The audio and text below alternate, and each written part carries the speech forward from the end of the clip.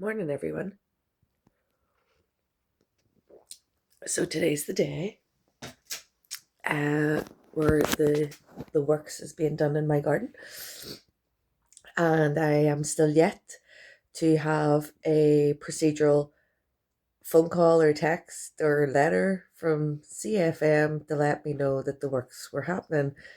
I know about it because I had to chase up and I found out by accident. I was trying to log the job because nobody had communicated to me about it. So I still had some questions that I needed answered in preparation for tomorrow, because as far as I was aware, no one had come out to assess the space. And I'm like, are they really going to fit a digger in here past my shed, past my trees, and what else needs moved? Because everything's on the path because of the mud. So didn't get answers to the majority of that, but I did get a call back yesterday from somebody at CFM, and he informed me that an assessment was done, and I went, how so? I didn't let anybody in. The last two people that were here was housing executive and the equans managers. So he says, oh, he went round and just peeped through your garden gate hole and took a look at your garden that way. And I went, hold on, so you're telling me that someone went creeping around my property? And he says, well, you weren't in. And he used his initiative. How did he know I wasn't in? Maybe I was out the back and didn't hear the front door when he knocked. So I'm asking, when did he make this assessment? And then I'll be checking my door camera, because maybe he didn't even bother. And this is the whole point of what I'm trying to get the housing executive and their contractors in NIPSO to understand. Stop flouting the policy. The minimum, it's not at least, it's the minimum 24-hour policy of notifying tenants of works and stuff. There's a reason that exists. It's not just politeness. There is a reason. We all have lives. But it all just seems that everything has to be done to the convenience of contractors or the convenience of the housing executive. Like, I literally had the Equans manager that was out here the other day, because he was in the area, just knock my door to check the work.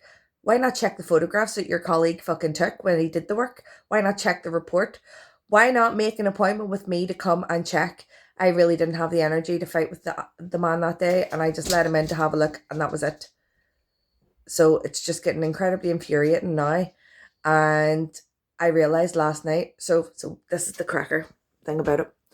So the hole in my garden gate is enough to put your hand in to unlock, right? So it's a triangle shape, probably no more than 5-6 centimeters, right? High, wide, whatever. And that's at the far right of my garden over here, right? Then I have a really big shed. So you can't really see the far left of the garden, which is where the sump has to go. And do you know what I realised last night?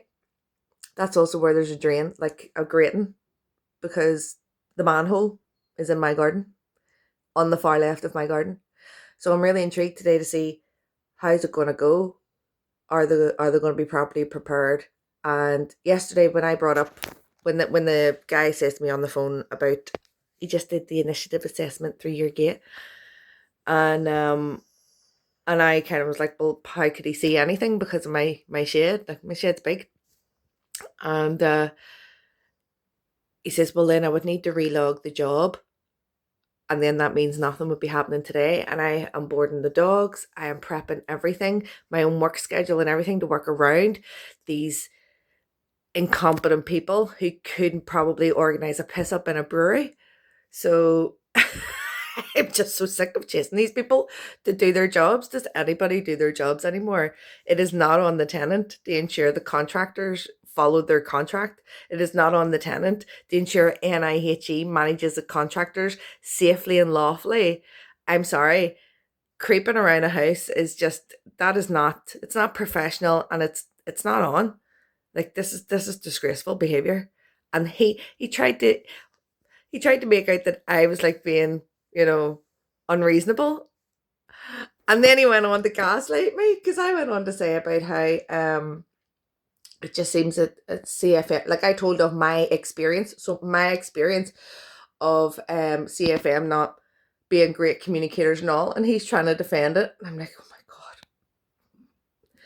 So people need to start being aware that, you know, the way we're all aware of how bad communicators men are, and we're seeing the state of the world because men just don't seem to give a fuck about anything that they do unless it's them doing something, you know.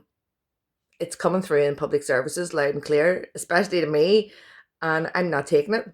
So I don't know why they think that they can sit on the other end of the phone and gaslight people and speak to them like they're less than. So stay tuned for today because it's probably going to be fun. Just in case, I need to really connect the dots for people who are like, I still don't see the problem. The problem is the inefficiency of our public services wastes our time and public money.